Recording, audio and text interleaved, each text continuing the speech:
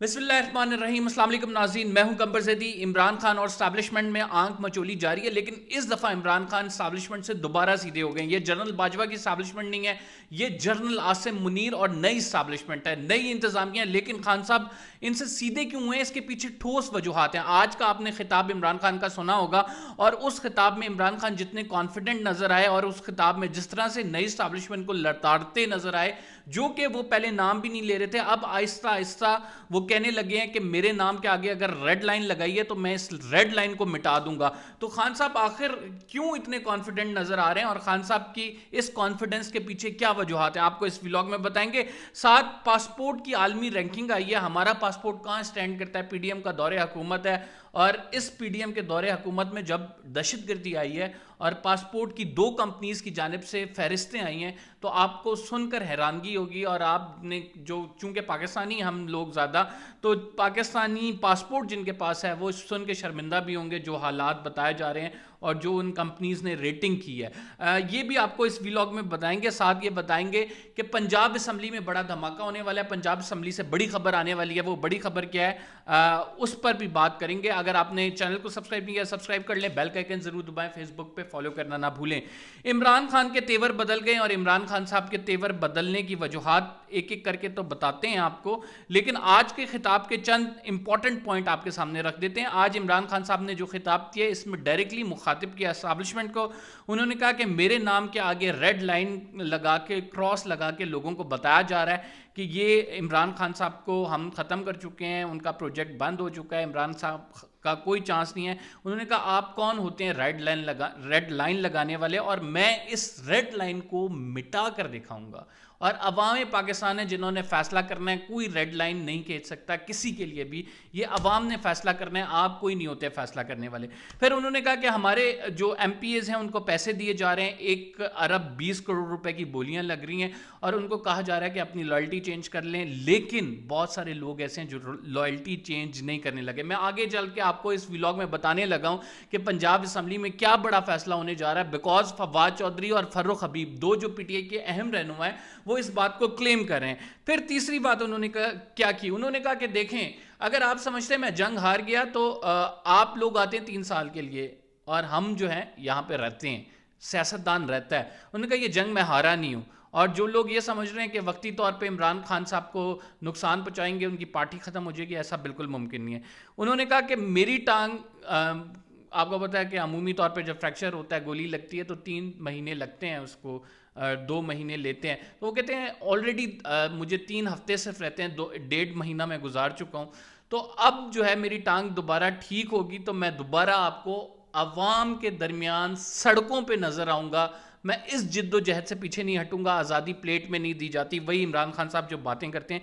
लेकिन बात सोचने की ये है, बड़ी इंपॉर्टेंट बात, आप खुद अंदाज़ा लगाएं कि इमरान खान साहब जो हमें बैकफुट पे नज़र आ रहे थे, जो जिनका कॉन्फिडेंस हमें लूज नज़र आ रहा था, जो इस्टेब्लिशमेंट से इल्तिजा करते नज़र आ रहे थे, एकदम से क्या हुआ कि इमरान खान साहब चढ़ के बोले हैं इस्टेब्लिशमेंट पर, और इमरान खान साहब ने टेक ऑन किया है। इमरान खान साहब ने उनको जो है एक चैलेंज दिया है। वो वजूहात बड़ी वाज़ेह हैं। अभी थोड़ी देर पहले फर्रुख हबीब और फवाद चौधरी दोनों का एक स्टेटस था, और वो मैं उनकी ट्वीट देख रहा था कि 187 अरकान हमारे पूरे हो गए हैं। इससे पहले जमाल लुंड साहब, जावेद लुंड साहब, रफाकत गिलानी साहब, जावेद अंसारी साहब, इंडिपेंडेंट 2 उम्मीदवार बिलाल, और एक और बताया जा रहा है उम्मीदवार जिन्होंने परवेज़ इलाही साहब को वोट देने का सोच लिया है। और पीटीआई अब ये सोच रही है कि हमें वोट ऑफ कॉन्फिडेंस लेना चाहिए। क्या पता ये वोट ऑफ कॉन्फिडेंस बहुत जल्दी में फौरी तौर पे भी ले लिया जाए, लेकिन इस हवाले से पीटीआई में राइट नाउ मशवरा चल रहा है कि ये वोट ऑफ कॉन्फिडेंस कब लेना है। सारे ये कह रहे हैं कि हमने अपने नंबर्स पूरे कर लिए हैं, 187 हमने अपने लोग पूरे कर लिए हैं। अब लेट्स सी ये लोग जो हैं वो असम्बली में निकलकर परवेज़ इलाही को वोट ऑफ कॉन्फिडेंस कब देते हैं, क्योंकि परवेज़ इलाही साहब कह रहे हैं कि इंडिपेंडेंट उम्मीदवारों से भी उन्होंने राब्ता किया है और इंडिपेंडेंट उम्मीदवार जो हैं उनके साथ खड़े हैं। अब इसमें 2 लोग ऐसे हैं, मोमिना वहीद साहिबा और इसके साथ खुर्रम लगारी साहब। खुर्रम लगारी आपको पता है कि कभी दूसरी पार्टी में जाते हैं, कभी इमरान खान को छोड़ के जाते हैं, कभी इमरान खान को ज्वाइन करते हैं। तो इनका दाना पानी सब चल रहा है भाइयों की बदौलत, और वो भाई जो है जो इन्हें कहते हैं ये वो कर लेते हैं। تو خرم لغاری موجود نہیں ہوں گے، یہ دو موجود نہیں ہوں گے، البتہ 187 کا فگر کر لیا، 186 چاہیے، اگر یہ 186 نہیں ہوتے تو رن آف الیکشن ہوگا، رن آف الیکشن میں جس کے ووٹ زیادہ ہوں گے وہ جیت جائے گا.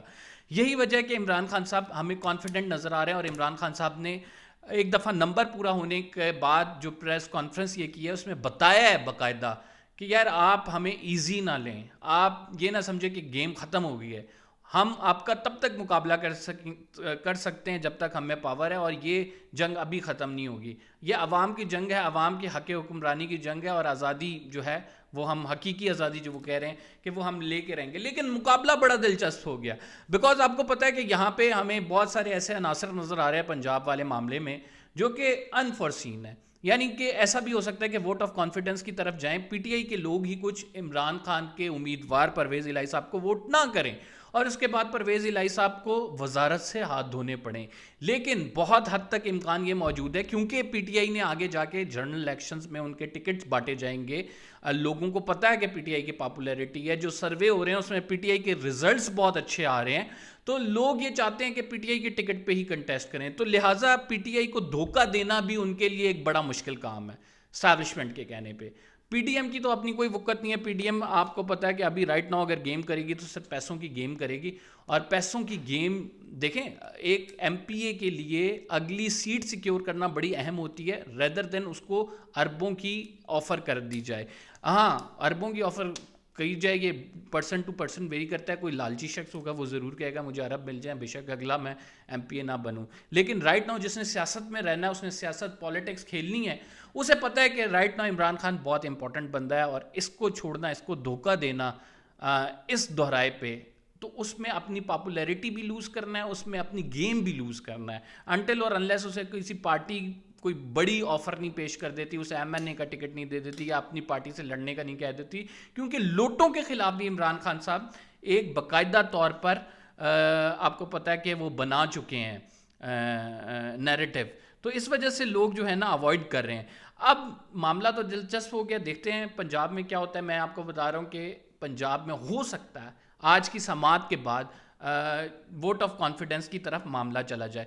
میں آپ کو بتاتا ہوں ویری کوئکلی کہ رواں سال دنیا کی طاقتور ترین پاسپورٹس کی فہرستیں سامنے آ گئی ہیں. ان فہرستوں میں پاکستان بھی شامل ہے، مگر آخری نمبروں پر. یہ آرٹن کیپٹل کی جانب سے جاری کردہ لسٹ کے مطابق دنیا کا سب سے طاقتور ترین پاسپورٹ متحدہ عرب امارات یعنی ہمارا نیبر ہے، اور یو اے ای کے پاسپورٹ کے حامل افراد بغیر ویزے کے دنیا کے 181 ممالک کا سفر کر سکتے ہیں.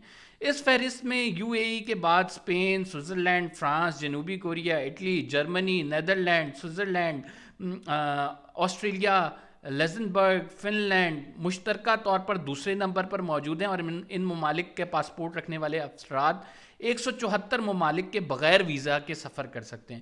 اسی طرح ہیلی اینڈ پارٹنر کی جانب سے 2023 کے طاقتور ترین ممالک کی فہرست میں جاپان سر فہرست ہے. یعنی یہ دوسری کمپنی ہے جس نے یہ اندازہ لگایا، اور جاپانی پاسپورٹ رکھنے والے شہری بغیر ویزا کے 193 ممالک جا سکتے ہیں، 193. دوسرے نمبر پر جنوبی کوریا ہے، تیسرے پر سنگاپور ہے. ان ممالک کے شہری 192 ملک کا سفر کر سکتے ہیں بغیر ویزے کے. اور دونوں فہرستوں میں پاکستان کا نمبر نیچے سے آتا ہے، اور پاکستان کمزور ترین پاسپورٹ رکھنے والا چوتھا ملک قرار پایا ہے.